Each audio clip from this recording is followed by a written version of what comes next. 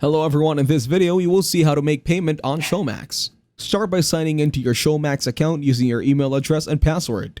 If you don't have an account yet, you will need to create one before proceeding. Choose the subscription plan that best suits your needs. Showmax typically offers different plans with varying features and pricing. Once you have selected a subscription plan, navigate to the payment option or billing section. This is where you will enter your payment details to complete the transaction. If you're paying with a credit or debit, enter your card details including all the card details and billing address if prompted. If Showmax accepts PayPal payments in your region, select the PayPal option and follow the instructions to log into your PayPal account and authorize the payment. In some regions, Showmax may also accept mobile payment methods. Follow the prompts to select your mobile payment provider and complete the payment process. Fill in the required payment information accurately.